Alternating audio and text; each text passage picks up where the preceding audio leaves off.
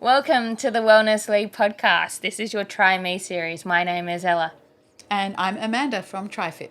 Throughout this series, we'll be covering everything in the sport of triathlon, from starting your first race. Right up to competing in sprint, Olympic distance, 70.3s and full Ironman races, giving you the best tips from our experiences in the sport.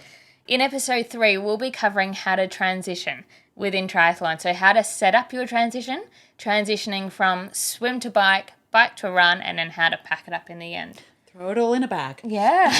Get home. So, let's go. Let's go. So, when you turn up to your event, make sure you check out the time that you've got to be in transition by. Make sure it's nice and early. Put your bike up on the rack, whether that is by your seat or your handlebar. Just have a look around what everybody else is doing.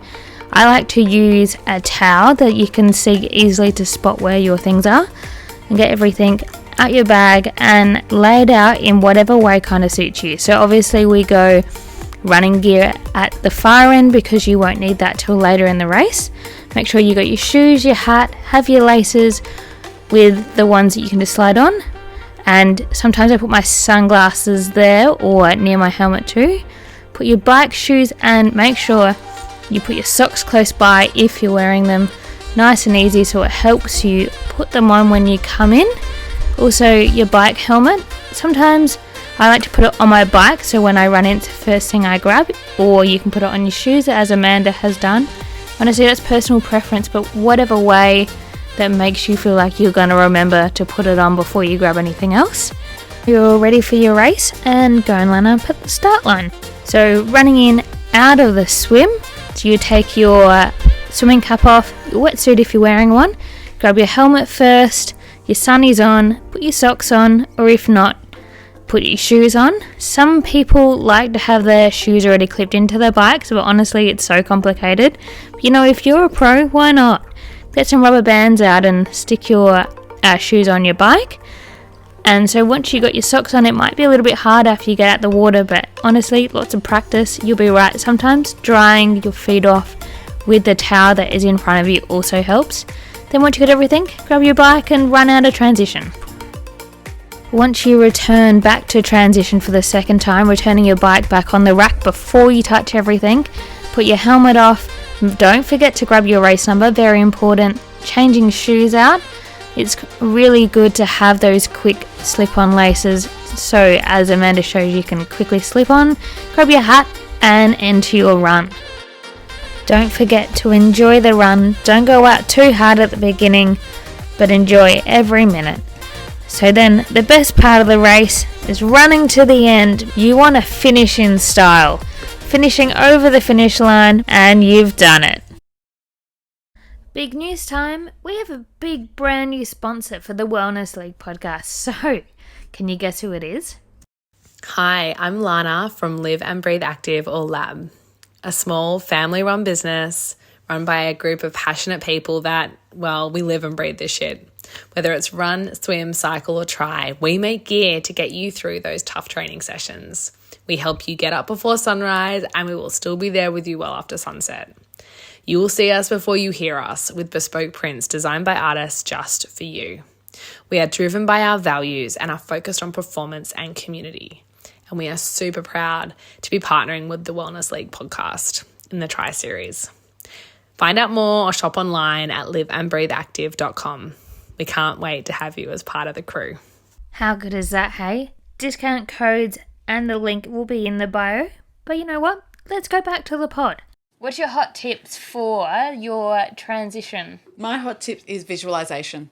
That's the thing. So actually go through and visualize everything that you're going to do. Go through in your head exactly how it's all going to work. Do you feel like there's much difference in a triathlon between a sprint transition and a 70.3 transition or a bigger race? Not really. No, I think it's pretty much the same, the way you do it. You know what's exciting? Getting your transition time going faster every race as well, because that also can make a PB. It can. They say it's like free time. Yeah. In triathlon. Do you know what the rough time is for a transition as well?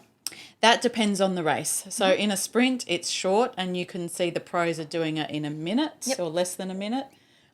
right up to, I've seen people do in an Ironman like 12, 13 minutes, Wow. which is a little bit long, I would say.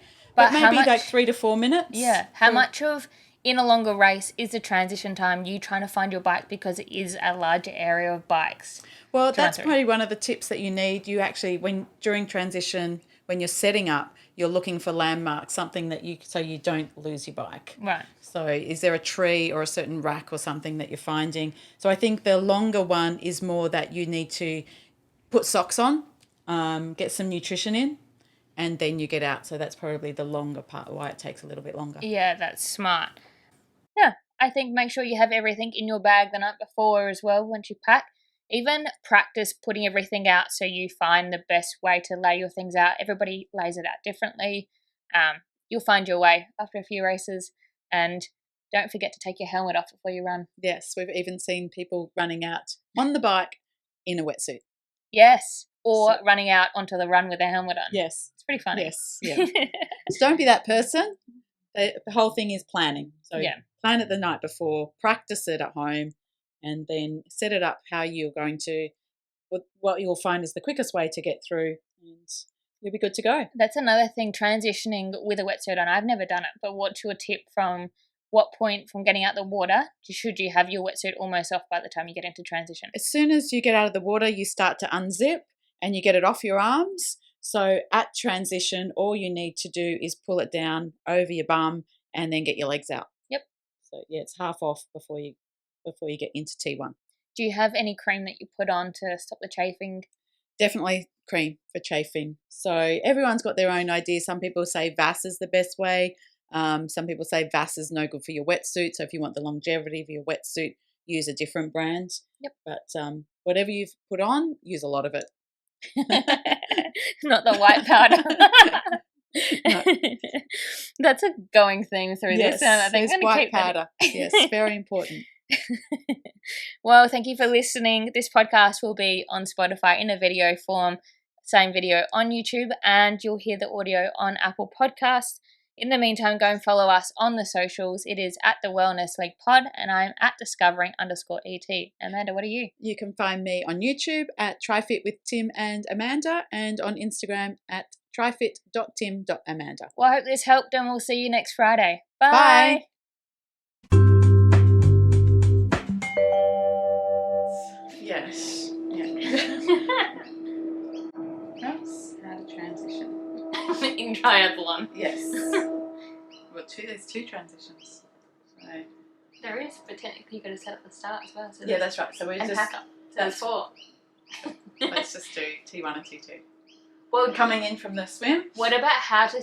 Obviously how to start, because how to set up. How to set it up? Yeah, so you know what you're doing before. And Yeah, we just that's it. record you putting everything out in the order. Yeah.